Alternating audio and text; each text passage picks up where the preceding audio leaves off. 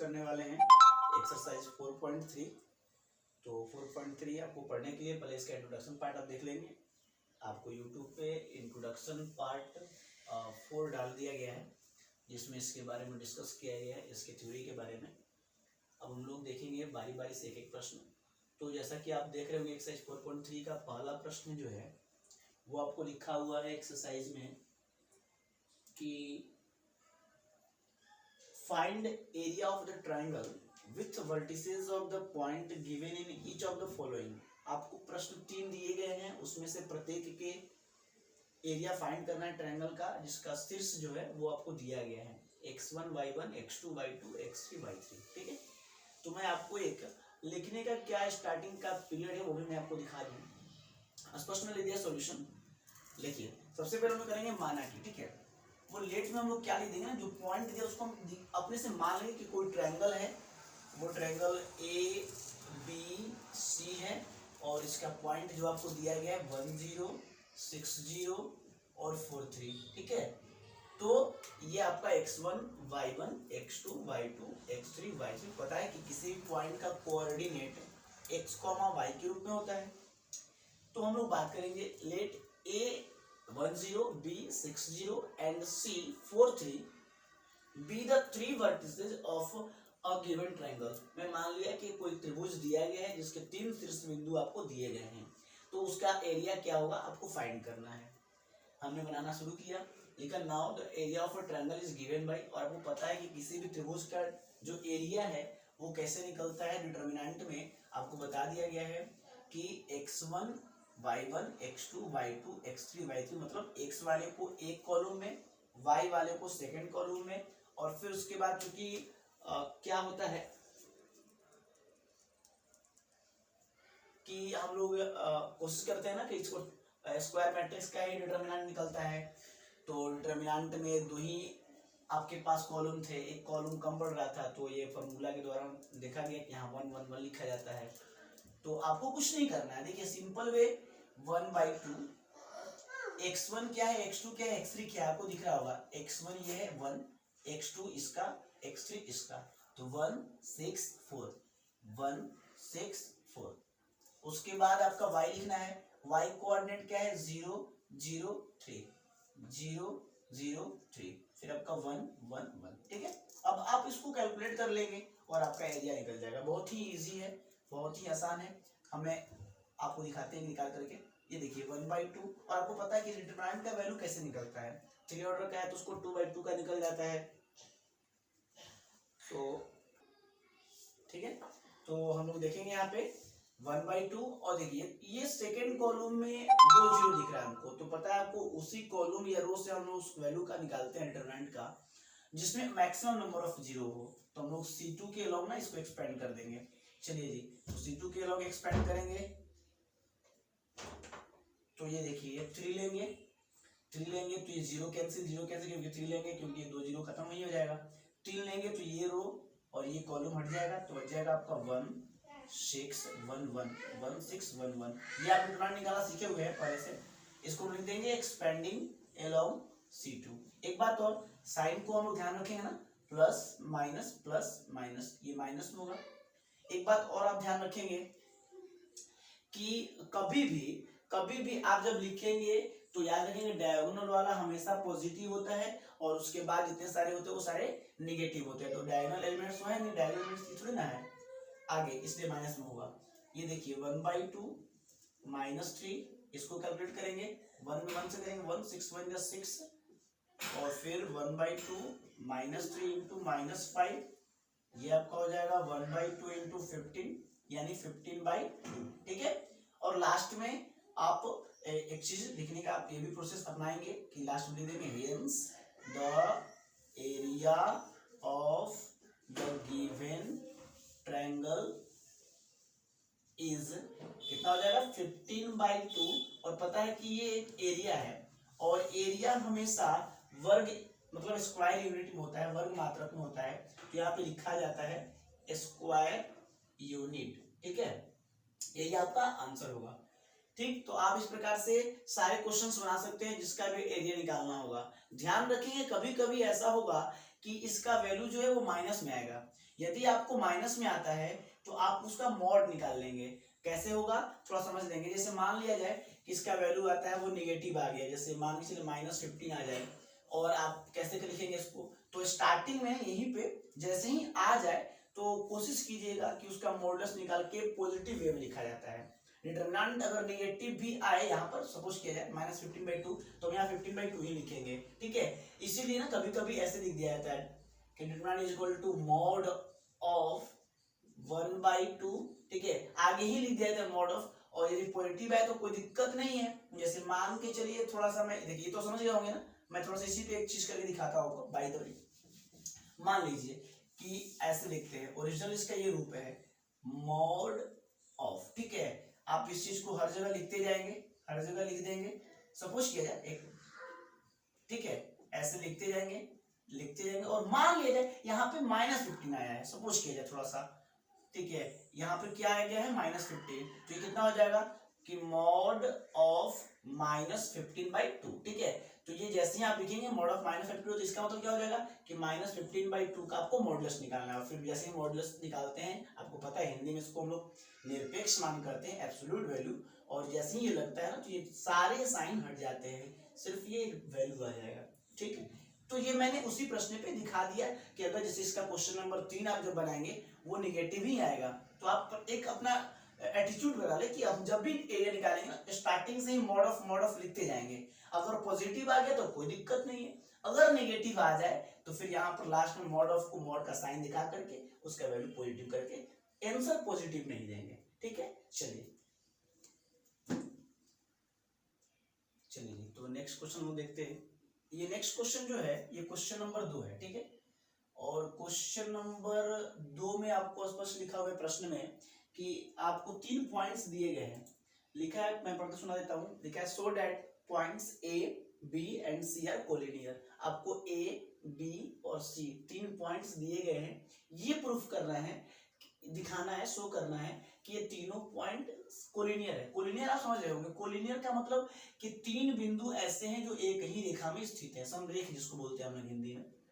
तो समरेख का शर्त क्या है, आपको पता है कि अगर 3 बिंदु एक रेखा में है तो इससे त्रिभुज का निर्माण नहीं होगा, और त्रिभुज का निर्माण नहीं होगा तो उस स्थिति में उस त्रिभुज का क्षेत्रफल क्या होगा, 0 होगा। और इसी आधार पर हम उसको प्रूफ करेंगे। अगर हमने सबसे पहले क्या लिखा है, पहले तो मान लिया let A B and C be 3 vertices of given triangle. मैंने मान लिया कि ये 3 बिंदु किस त्रिभुज के क्या है, शीर्ष बिंदु है।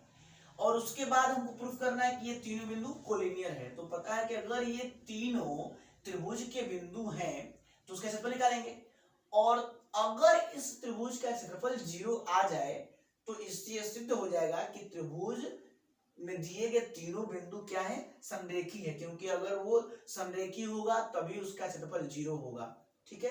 ये आपको इंट्रोडक्शन बताया गया है। अब देखेंगे हम लोग कैसे सॉल्व करते हैं इसको।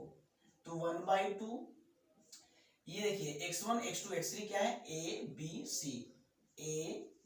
c, और y1 y2 क्या है, b plus c plus a plus b, इधर 1 1 1। ध्यान रखेंगे जब भी कोऑर्डिनेटिव वाले प्रश्न आए तो आप उसका एरिया निकालिए। अगर एरिया 0 आ गया तो पॉइंट्स कोलिनियर है, अगर नहीं आया तो पॉइंट्स कोलिनियर नहीं है।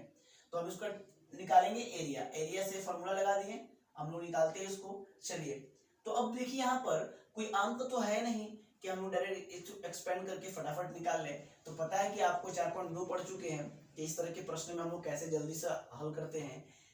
कॉलम में 1 1 दिख रहा है तो हम बताएं कि जब कॉलम में दिखे तो रो माइनस किया जाता है, रो में दिखे तो कॉलम से कॉलम माइनस किया जाता है। तो यहाँ हम इसको एक्सपेंड करने से पहले थोड़ा सा इसको शॉर्ट कर लेंगे ताकि जल्दी कैलकुलेशन हो जाए। तो क्या करना होगा हमें, देखिए यहाँ पे कॉलम में 1 1 दिख रहा है, तो मैंने कहा था जब कॉलम में दिखे तो ऐसे लिखा जाता है, रो में चेंज किया जाता है r1 माइनस r2 और r2 माइनस r3, ठीक है। चलिए तो r1 से r2 घटे, a में से b घटेगा, a माइनस b। ये देखिए b प्लस c में से आपको घटाना है c प्लस a, तो जब ब्रैकेट तोड़ेंगे तो क्या हो जाएगा, b plus c minus a plus c minus a cut जाएगा, यानी b माइनस a हो जाएगा। हम b माइनस a लिखेंगे, 1 में से 1 घटेगा 0, b में से c तो b माइनस सी प्लस ए में से इसको घटाएंगे तो क्या होगा c माइनस बी, 1 में से 1 घटाएंगे 0, फिर नीचे में c a plus B minus. ठीक है, देखिए अब आप एक काम कीजिए थोड़ा सा, ये 1/2 और ये देखिए इस रो में से आप a माइनस बी कॉमन निकालिए। जब आप इसमें से a माइनस बी कॉमन निकालेंगे r1 से, a माइनस बी तो बाहर आ गया तो यहाँ क्या बचेगा 1, यहाँ से b माइनस है, हमने तो a माइनस बी निकाला, इसका उल्टा निकाला। तो मैंने कहा था जब भी उल्टा करके हम निकालते तो वहां पर क्या बचता है -1 बचता है। चेक कर ले, -1 से a में करेंगे तो -a, -1 से -b में करेंगे तो +b आ जाएगा, 0 तो कोई फर्क ही नहीं पड़ेगा। सेकेंड रो से ना आप b माइनस सी निकाल दीजिए तो ये क्या हो जाएगा 1, ये हो जाएगा -1 और ये हो जाएगा 0, कोई फर्क ही नहीं पड़ेगा। और उसके बाद देखिए ये आपका c, ये आपका a प्लस बी, ये आपका 1। और अब आप समझ गए होंगे, कुछ दिक्कत नहीं यहाँ पे आपको पता है लिखने के लिए, टेकिंग कॉमन फैक्टर। ठीक है, a minus B and b minus C from किससे किससे निकाले हैं आप r1 एंड r2 रिस्पेक्टिवली। ठीक है, मतलब क्रमशः हम लोग r1 और r2 से a माइनस बी और b माइनस सी कॉमन निकाले हैं। और देखिए जैसे ही आप निकालेंगे ना तो इजी वे में 1/2 a minus B, b minus C, दिख रहा है ना सब कुछ। और ये देखिए ये वाला 0 हो जाएगा। अब आप कहेंगे कैसे, क्योंकि आपको प्रॉपर्टी पढ़ा दिया गया है कि अगर किसी भी डिटरमिनेंट के 2 रो या 2 कॉलम के सारे एलिमेंट क्या हो आइडेंटिकल हो तो उसका वैल्यू 0 होता है। ये देखिए r1 और r2 एकदम सेम है, 1 -1 0, 1 -1 0, तो लिख देंगे कि चूंकि क्योंकि क्या है r1 and r2 are identical. ठीक है, आइडेंटिकल मतलब ये दोनों समान है, इसलिए इसका डिटरमिनेंट वैल्यू 0 होगा। और पता है 0 तो हीरो है, सब में गुना करेंगे 0 आ जाएगा। और ये देखिए 0 आ गया एरिया, इसका मतलब दिया गया पॉइंट्स क्या है कोलिनियर है, तो लास्ट में लिख देंगे कि हेंस, हेंस करके आप लिख सकते हैं ना, कोई दिक्कत नहीं है। हेंस लिख देंगे कि hence the given points a b and c are collinear. ठीक है, चलिए पॉज कर दीजिए, इसके बाद आगे देखते हैं नेक्स्ट क्वेश्चन। चलिए तो क्वेश्चन नंबर 3 देखते हैं। क्वेश्चन नंबर 3 में आपको दिया गया है प्रश्न में कि find values of k if area of triangle is 4 square units and vertices are. देखिए कह रहा है ना कि एक प्रश्न आपको दिया गया है, कोई एक त्रिभुज है जिसके 3 शीर्ष बिंदु आपको दिए गए हैं, इसमें एक पॉइंट जो है ना उसमें k लिखा है कोऑर्डिनेट की जगह पे, उसी k का वैल्यू फाइंड करना है और इसका ट्रायंगल का एरिया आपको दिया गया। तो मैंने स्पष्ट लिख दिया कि let a is equal to इतना, b इज इक्वल टू इतना, c इज इक्वल टू इतना, b 3 vertices of a given triangle and area of a triangle is equal to 4 square unit. आपको दिया गया कि त्रिभुज का जो एरिया है वो 4 स्क्वायर यूनिट है। Then find k is equal to 1। ठीक है, तो हमको k का मान क्या होगा ये ज्ञात करना है। अब हम लोग लिख दिए कि the area of triangle is given by, ये फार्मूला है आपको किसी भी ट्रायंगल में कैसे हम निकालते हैं एरिया को फाइंड करते हैं। ठीक है, अच्छा दूसरी बात अब आप यहाँ पे समझेंगे थोड़ी सी। अब आपको जो वैल्यू दिया है उसको पहले पुट कीजिए, फिर हम k का मान अपने आप निकल जाएगा। देखिए कैसे निकलता है। सबसे पहले वैल्यू दिया है डिटरमिनेंट का कितना, मतलब क्या है ये एरिया ऑफ ट्रायंगल है, कितना दिया है 4 दिया तो 4 लिख देंगे। ये देखिए 1/2 x1 x2 x3 क्या है k4 0, k4 0, y क्या है तीनों का, इसका 0 इसका 0 इसका 2, 0 0 2 1 1 1। ठीक है, अब देखिए एक बात मैंने आपको थ्योरी में बताया है, इंट्रोडक्शन वाले चैप्टर में आप देख सकते हैं इसको, अगर आप नहीं देखे तो पहले इसका इंट्रोडक्शन पार्ट देख लेंगे। उसमें लिखा होगा कि जब भी हम लोग के या किसी भी वैल्यू फाइंड करने के लिए अगर ट्रायंगल लेते हैं एरिया का, ट्रायंगल का एरिया लेते हैं हम लोग, तो क्या करते हैं कि उसका जो भी वैल्यू दिया है उसको दोनों में लेते हैं, मतलब प्लस और माइनस दोनों में लेकर के हम लोग वैल्यू फाइंड करते हैं। क्यों, क्योंकि एरिया हमेशा पॉजिटिव होता है लेकिन डिटरमिनेंट पॉजिटिव और नेगेटिव दोनों हो सकता है। इस कंडीशन में चूंकि हो सकता है इसका मॉडुलस लेके लिखा गया हो, इसलिए जब भी हम लोग बनाएंगे इस तरह के प्रश्न को तो याद रखेंगे एरिया दिया हो तो हम दोनों यूज करेंगे, प्लस और माइनस दोनों। ठीक है, चलिए तो आगे हम लोग इसको सॉल्व करते, इसको सॉल्व करके इसको बना लेंगे हम लोग। देखिए जब पता है कि 2 जीरो हमको दिख गया तो फिर परेशानी तो है नहीं, प्लस माइनस 4 1/2 ये क्या हो जाएगा, C2 के लोग एक्सटेंड कर देते हैं हम लोग इसको, तो ये हो जाएगा 2 लेंगे ना। ठीक है, ये देखिए 2 ले लिए, 2 लेंगे तो ये रो ये कॉलम खत्म, K4 1 1, ठीक है। और इसका साइन क्या होगा आपको पता है पहले से, ये तो डायगोनल एलिमेंट्स है नहीं तो ये माइनस में होगा, या फिर प्लस माइनस बार बार मैं कह रहा हूँ उसको आप ध्यान रखेंगे, ठीक है। ये मैंने किया एक्सपेंडिंग अलोंग C2। अब इसका वैल्यू फाइंड कीजिए, +-4 1/2, ये हो जाएगा आपका कितना, -2 K -4 K4, ठीक है, कोई दिक्कत नहीं है। ये देखिए +-4 1/2। अब इसको क्या करेंगे, अगर चाहें तो देखिए दिमाग थोड़ा सा एक मैं काम कर रहा हूँ, ये 2 से 2 कट जाएगा, गुना में है तो कोई दिक्कत नहीं है, तो -K -4 ऐसे हो जाएगा, तो ये हो जाएगा +-4, ये हो जाएगा -K +4। अब देखिए आप एक बात समझिए, एक ये क्या हो जाएगा, अगर मैं यहाँ से आपको पूछूं तो -K इधर आएगा तो +K हो जाएगा, इधर 4 तो है ही, ये प्लस माइनस उधर जाएगा तो हो जाएगा माइनस प्लस, ठीक है। अब आपको मतलब ये हुआ, एक बार माइनस साइन लेंगे और प्लस साइन लेंगे, यानी K का मान अगर निकालना है तो एक बार लिखेंगे 4 -4, या एक बार लिखेंगे 4 + 4, दो साइन है ना, एक बार प्लस वाला लेंगे और माइनस वाला लेंगे, तो यहाँ से K का वैल्यू आ जाएगा, इसलिए K = 4 - 4 0, और एक और क्या आ जाएगा 4 + 4 8, ठीक है। यानी K का 2 वैल्यू आएगा, पता है। यहाँ पर आप 0 रखेंगे तब भी 4 आएगा, और 8 रखेंगे तब भी 4 आएगा, और एरिया चूंकि हमेशा पॉजिटिव में लेते हैं तो 4 ही हो जाएगा, प्लस आवे 4 या -4 आवे। इसलिए जब भी एरिया दिया हो प्लस माइनस दोनों साइन का आप यूज करेंगे, ध्यान रखेंगे। चलिए नेक्स्ट क्वेश्चन देखते हैं हम लोग। चलिए जी, तो हम लोग बात करते हैं क्वेश्चन नंबर 4 पे। क्वेश्चन नंबर 4 में आपको लिखा हुआ है कि find equation of line joining 1 2 and 3 6 using determinants.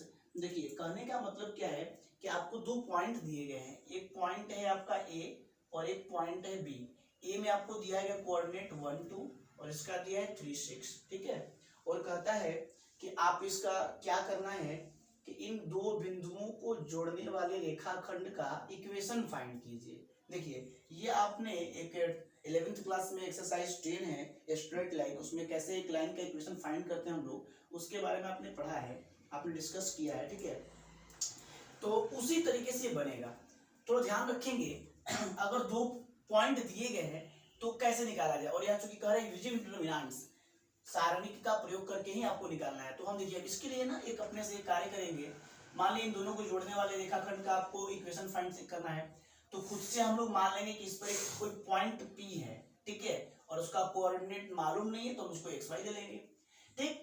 और तो कहने का मतलब क्या है कि ये तीनों पॉइंट तो एक कोलिनियर हो जाएगा, और जब कोलिनियर हो जाएगा तो संरेख हो गया। संरेख वाली शर्त में आपको बताया गया कि इस प्रकार से ट्रायंगल का निर्माण नहीं होगा, और उस कंडीशन में ट्रायंगल का इक्वेशन क्या हो जाएगा, या ट्रायंगल का वैल्यू 0 आ जाएगा, और उससे हमको एक इक्वेशन फाइंड हो जाएगा, ठीक है। यानी जब भी इक्वेशन फाइंड करने की बात आए तो आप अपने से एक आर्बिट्रेरी पॉइंट स्वेच्छा से एक बिंदु मान लेंगे कि कोई बिंदु है जो उस दोनों बिंदु को जोड़ने वाले रेखाखंड पर ही स्थित है। तो मैंने यहाँ स्पष्ट लिखा है, आप इसको समझेंगे। Let A = 1 2 and B = 3 6 be two given points. मान लिया कि दो बिंदु दिए गए हैं, एंड अगेन लेट, और पुनः माना कि क्या माना कि P कोई पॉइंट है, P x, y be any point on line joining AB, और उस दोनों बिंदु को जोड़ने वाले रेखाखंड पे P कोई बिंदु स्थित है।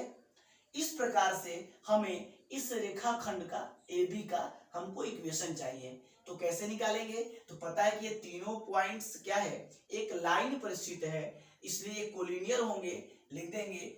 नाउ ध्यान से देखिए अकॉर्डिंग टू क्वेश्चन, ठीक है, प्रश्नानुसार हम समझ चुके हैं कि क्या हो जाएगा, points A B and P, ये तीनों बिंदु क्या हो जाएंगे, आर कोलिनियर। ये तो तीनों एक संरेखीय है, क्योंकि जिस रेखा पे जो बिंदु को जोड़ रहा है रेखाखंड A और B, उसी पर हम लोग P माने हैं, तो ये तो संरेखीय होगा। और कोलिनियर है, इस कारण से आपको पता है कि ट्रायंगल का निर्माण नहीं होगा, और जब ट्रायंगल का निर्माण नहीं होगा then area of the triangle, area of triangle क्या हो जाएगा, उस कंडीशन में ट्रायंगल का एरिया 0 हो जाएगा। और ये आपको पता है कि ट्रायंगल एरिया का कैसे निकालते हैं हम लोग, एरिया का ट्रायंगल निकालने का फॉर्मूला आपको पता है, 1/2 x1 x2 x3 y1 y2 y3 1 1 1 is equal to 0। और पता है कि ये 1/2 ये गुना में है, उधर जाएगा तो डिवाइड हो जाएगा, और 0 में किसी भी अंक से आप डिवाइड करेंगे तो 0 ही रह जाएगा। तो ये हम मान के चलो भेज दिए हैं तो 0 हो गया, ठीक है, क्योंकि 0 के बटा में कुछ भी रहेगा 0 हो जाएगा। अब यहाँ बात है वैल्यू का, हम लोग रख देंगे इसको। x1 का मान क्या है 1, x2 का मान 3, और देखिए y1 का मान 2, y2 का मान 6। देखिए x1 y1 x2 y2 आपको दिया है, रख दिए। x3 y3 तो हम खुद से माने हैं P पॉइंट को, तो उसका कोऑर्डिनेट क्या है x और y, ठीक है, और ये आपका 1 1 1। और देखिए इसी को आपको इक्वेशन को सॉल्व कर देना है। देखिए एक बात ध्यान रखेंगे, पता है कि जब अंक दिया है तो थोड़ा सा एक्सटेंड कर देंगे, वो वाला प्रोसेस क्यों लगाएंगे। चलिए हम लोग क्या करते हैं ना, किसी के लॉन्ग कर दीजिए। चलिए इसी के लॉन्ग कर दे तो थोड़ा सा जल्दी फास्ट हो जाएगा। ये आपका कौन सा है R3 है, ठीक है, तो लिख देंगे एक्सपेंडिंग अलोंग R3, ठीक है। चलिए जी, तो ये क्या हो जाएगा, x लेंगे, x ये रो ये कॉलम कैंसिल, 2 6 1 1, फिर प्लस सॉरी y लेंगे तो ये रो और ये कॉलम हट जाएगा 1 3 1 1, ठीक है। फिर 1 लेंगे तो ये कॉलम ये रो हट जाएगा 1 2 3 6। चलिए बात है साइन क्या होगा प्लस माइनस प्लस, तो plus minus plus plus minus plus. अब इसको हम लोग सॉल्व कर लेंगे और सॉल्व करके इक्वेशन बना लेंगे। चलिए जी देखिए तो x 2 1 2 6 1 6 यानी 2 माइनस 6 माइनस y, ये देखिए 1 1 3 1 3 यानी 1 माइनस 3 प्लस 1, ये हो जाएगा कितना 6 1 6 और 3 2 6 6 माइनस 6 इज इक्वल टू 0। ये देखिए x इंटू माइनस 4 और ये हो जाएगा आपका क्या minus y is equal to minus 2 plus 1 into 0 is equal to 0। ये हो जाएगा माइनस 4x प्लस 2y, ये तो 0 हो गया इज इक्वल टू 0। अब इसी को आप यहाँ से एक चीज कर लीजिए ना, माइनस 2 कॉमन निकाल लीजिए, चूंकि ये तो 0 को लिखने कोई फर्क नहीं पड़ता है, खत्म हो गया।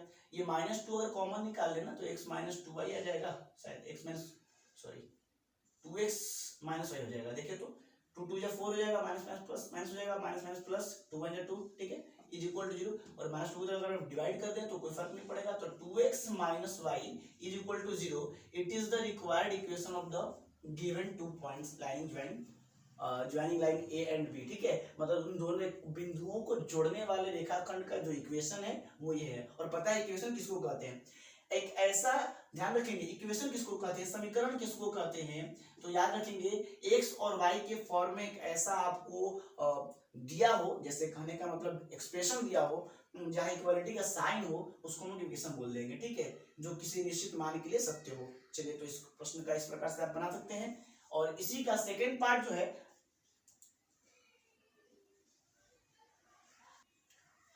ठीक है, तो आप इस प्रकार से बना देंगे। अच्छा एक बात और, इसका सेकंड क्वेश्चन जो है ना 4 नंबर में 2 प्रश्न दिए गए, आपका पहला था, दूसरा क्वेश्चन भी सेम इसी प्रकार से आप उसको सॉल्व कर लेंगे, ठीक है, या फिर आप जूम ऐप को ज्वाइन कीजिए, उस पर देखिए, उस पर सारा डॉक्यूमेंट डाला गया है ये टेलीग्राम पे। तो फिर एक लास्ट क्वेश्चन में 5 नंबर, उसमें लिखा है वही आपको 35 स्क्वायर यूनिट्स आपको दिया है ट्रायंगल का एरिया, और आपको 3 पॉइंट्स दिए गए, उसमें k का वैल्यू फाइंड करना। तो ये प्रश्न जो है वो देखिए ध्यान रखेंगे, 5वां नंबर जो प्रश्न है ये आपको क्वेश्चन नंबर जो 3 बताया ना, 3 के on the basis of question number 3 we can solve, ठीक है, क्वेश्चन नंबर 3 के आधार पे इसको सॉल्व कर देंगे। इसका ऑप्शन जो है आप देख लेंगे, जो भी हो A B C D जो भी हो, हमें लगता है कि इसका ऑप्शन शायद सॉल्व करने के बाद k का वैल्यू जो आ रहा है -2 और 12 आ रहा है, ठीक है, यानी ऑप्शन नंबर माइनस और डी नंबर सही है, इसका ऑप्शन डी सही होगा। आप इसको कैलकुलेट करेंगे 12 और -2, ठीक, तो ध्यान रखेंगे ये कैसे बनेगा। क्वेश्चन नंबर 3 में आपको बताया गया k का वैल्यू कैसे फाइंड होता है। जैसे आपको अगर दिक्कत हो तो इसको पॉज करके वीडियो पीछे जाएंगे, क्वेश्चन नंबर 3 को देखेंगे, फिर इसको सॉल्व करेंगे, ठीक है। चलिए अगला देखते हैं नेक्स्ट सेशन।